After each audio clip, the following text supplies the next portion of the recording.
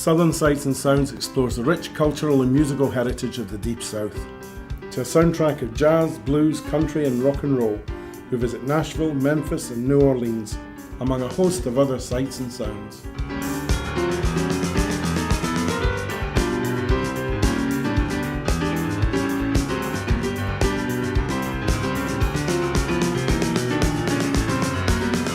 We love Titan Travel. Y'all just come on down here, make yourselves at home, we'll give you a good time.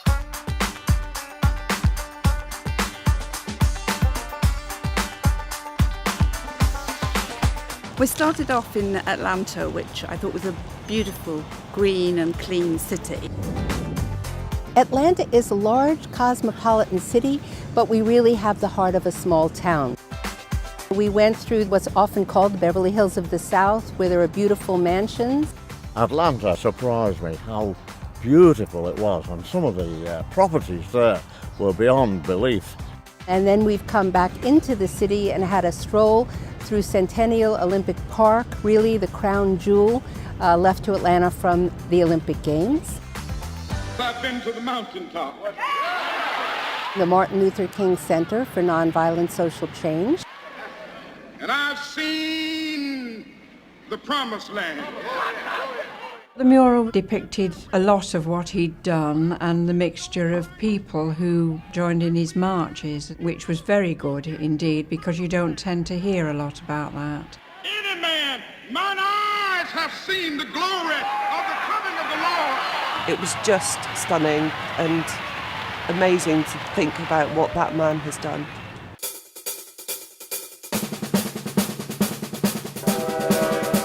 Welcome, Titans, to Chattanooga, Tennessee, at home of the choo-choo. I just love saying the word Chattanooga.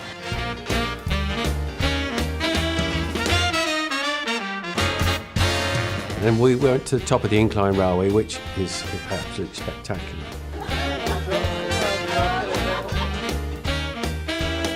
Quite a feat of engineering when you think how long ago that was done. Boy, was it steep. And the views from the top were amazing. Again, another photographic opportunity.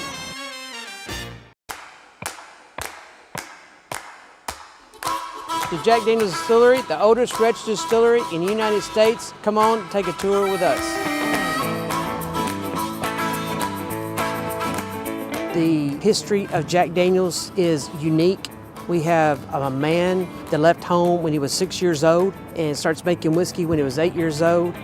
And he learns from a Lutheran minister to make whiskey, and he drips it through charcoal mellowing, which is a sugar maple charcoal, drip by drip. And this is what makes us uniquely different than a bourbon. And you get to see that whole experience when you come here to Jack Daniel's.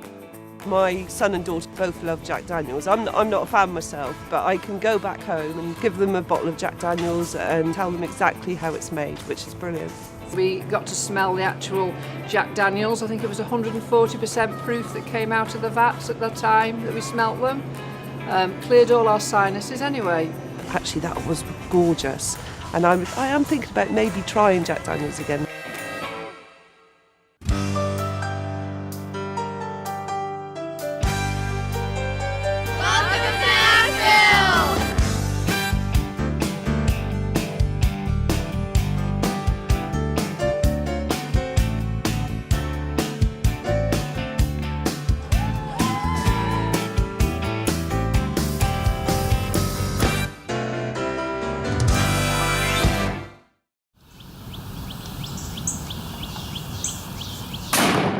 You are at Bellmead Plantation, the home of the Hardings and Jacksons in between the years 1807 and 1906.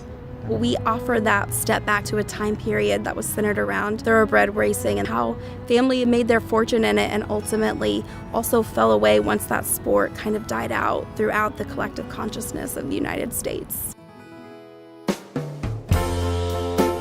RCA Studio B, one of the most famous studios throughout the world. Roughly about 45,000 songs recorded here. Of course, Elvis Presley, Dolly Parton, Porter Wagner, the Everly Brothers, Waylon Jennings, Roy Orbison, Dottie West. They all loved to come here. They just knew when they got to Studio B, it was going to be a class act recording. Going to Studio B and just being there in its original state was fantastic. The greatest part about the job for me as a tour guide is to look into the faces of people. They go back to their childhood. They'll talk about their prom, they'll talk about who they went on a date with, and each song clicks a different memory. And then a lot of times they get emotional and they'll just cry. I didn't think it would affect me the way that it did affect me. It was just the thought of Elvis walking through the door, and the feeling is just, was so overwhelming. It was, couldn't describe it, what it actually felt like. It brings back very happy memories of a youth long gone. Very long gone. It's not just a tour. You know, it's not some little thing you just come in and, it's great, and you go. I mean, this touches people's hearts. Oh, it's beautiful. We got any Elvis fans with us? I figured maybe one or two you might like Elvis. They put on Are You Lonesome Tonight by Elvis. They dimmed the lights. Two people got up, George and Caroline, and did a little dance.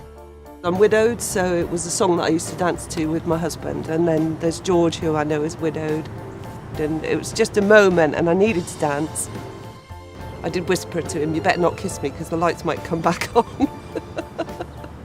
Little things make the trip, and George and Caroline in the RCA studio was just a special moment.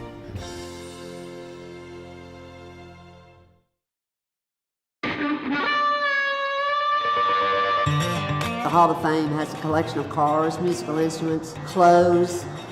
And what I find interesting is the songs that's written on yellow legal pads with the words scratched out where those writers have written hit songs known around the world. And there's so much to see for everybody, whether you're really into music or you're just kind of passing through.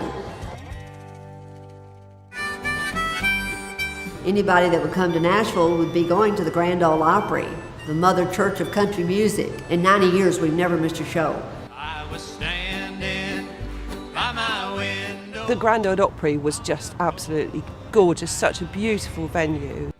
And I've been away way too long. It's been on my bucket list, as they say, for years, and that exceeded all expectations. I absolutely loved it. Yeah, I went home that night really on a high.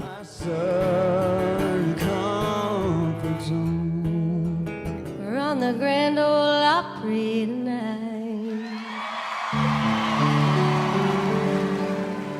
Coming back home. Nothing like it is still around today, like the Grand Ole Opry.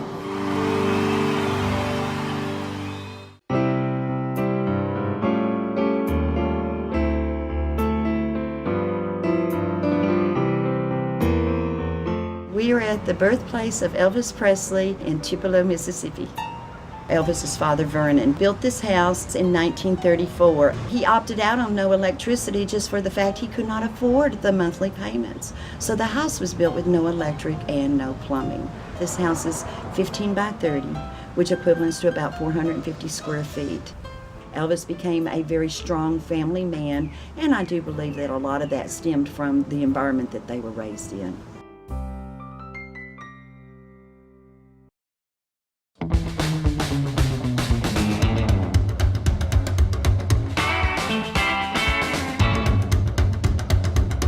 Beale Street. I can't wait to go back tonight.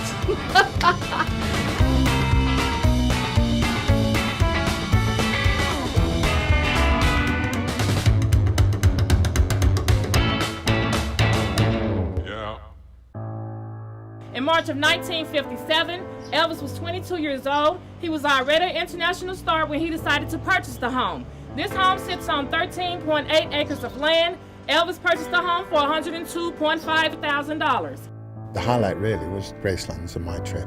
I've always wanted to meet Elvis anyway, and fortunately he came out and said hello to me. Not being an Elvis fan, I wasn't really prepared for how emotional I'd be. I got a few preconceived ideas of how Graceland was.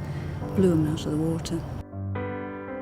I'm much more into Elvis now I've been. I found the place very respectful and not brash as I thought it was going to be. Just beautiful. Things that Elvis did that none of us knew about at the time. His generosity, the way he supported people, and the music that they played and everything that was in the house itself made you feel as though you connected with him. I'm so glad I went there.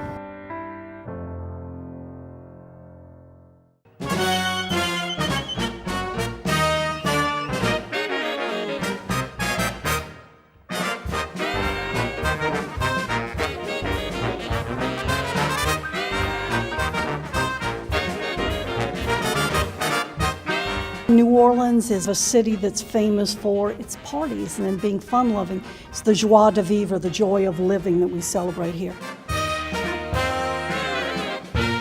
It's a walkable city, the French Quarter. The French Quarter is the heart of the city. It's the original city. It's about 100 square blocks. It's a towering 10 feet above sea level. So bring your oxygen mask when you visit. You have a lot of artists who have their paintings on the fences and in chairs on the side. You will find a lot of artwork in this town. To walk down Bourbon Street was an experience and a half. All the different characters. All the toys and the people and all the shops and skulls and beads and you name it, it was there. Round every corner there was jazz, all different sorts, and that's right down my street really.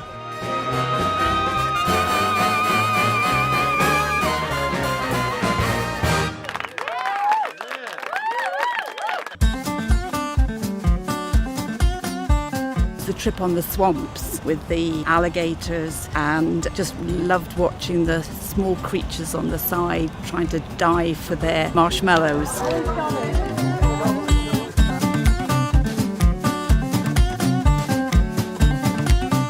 Some of the swamps are in here, hundreds of years old. They're seeing it as it was, a natural environment, natural setting. The gators on the logs, the snakes, the birds in the trees, the critters running around. And we just cruise along quietly, taking a look around to see what's out there.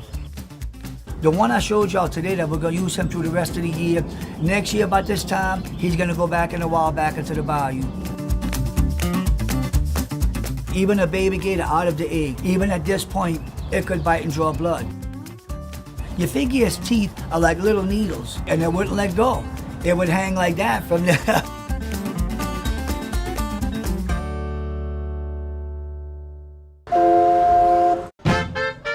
When we came up to the boat itself, the excitement started, and then you went on to have a meal, which was very good.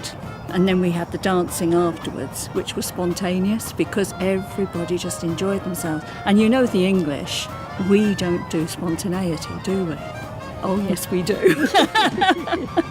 And I think it's New Orleans that brings that out in people because it's such a different place. You don't feel self-conscious, you don't feel edgy, you just let yourself go. And it's an experience that you can't get anywhere else. Oh my gosh, wonderful happy evening. Plenty of laughs, plenty of dancing from the girls, and again I was able to participate. It was a really good band, and you don't always expect good bands on cruise boats if you like, and the weather was fantastic, beautiful sunset. I've got the picture to prove it. I've been on lots and lots of holidays, but I've never found I've been able to get on so well with people immediately. As a single traveller, Titan is a good thing for me to come on because people are so friendly when you're on your own, and a lot of ladies come, so they'll befriend you and you befriend them, but just everybody is so friendly, and we're having such a great laugh. I'm really enjoying the people. I've experienced music, I've experienced places of culture, places of interest. I've learnt so much. You can't sit in the UK and look through books and get the same experience as you can when you come out on a tour like this. And you're gelling with other people, it's a social experience. I think it's wonderful.